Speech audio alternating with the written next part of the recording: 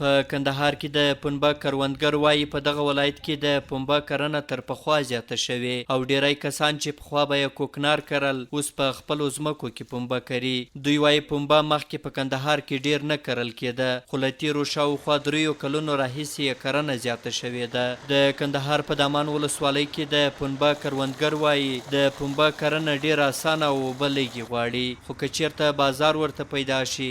ډیری کروندګر به ورته مخه کړي. ګرد اکثره دا رقم چې د شمسي اوبه پر لګېږي زوروره پنبه کوي او دا چې د پر غنمو بیا ده چې رښتیا شي هم پر نور دغه بیا ده هم پر بنګو بیا ده بیا دا لکه پنبې ښه پنبې کې نه دي و دا هلمند پنبې چې راړي هغه ولې جد ونې فرق دی کله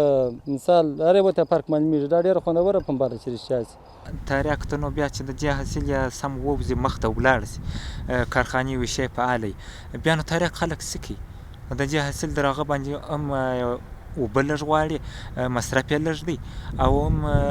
ګټه در هغه زیاته ده. د کندهار د کرنې او مالدارۍ رئیس سید حفیظ الله سیدي وایي په دغه ولایت کې د پنبه د کرکیلې د پراختیا او د کتار په بڼه د پنبه د کرنې د دودولو لپاره د پنبه 8 جریبه ننداریزې کروندې جوړوي. دی وایي د پنبه کرنه کال په کال په کندهار کې زیاتیږي او کرنه یې نږدې 200 هکټاره ځمکې ته رسیږي.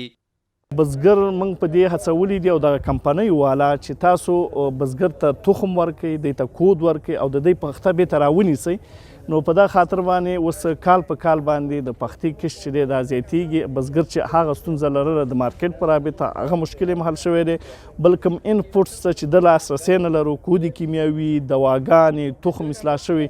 نو هغه هم اوس ورته دغه کمپنیانو والا چې دي دوی ته ورکوي په حساب د هغه کانټرکټ فارمینګ چې موږ ورته ویو. کندهار ته له هلمند ولایت څخه هم پنبه راوړل کیږي چې دلته بیا د صنعتي پارک په فابریکو کې له پنبه دانې څخه جوړیږي او کنجاره تولیدیږي چې وروسته د پاکستان ترڅنګ د افغانستان نورو ولایتونو ته هم وړل کیږي.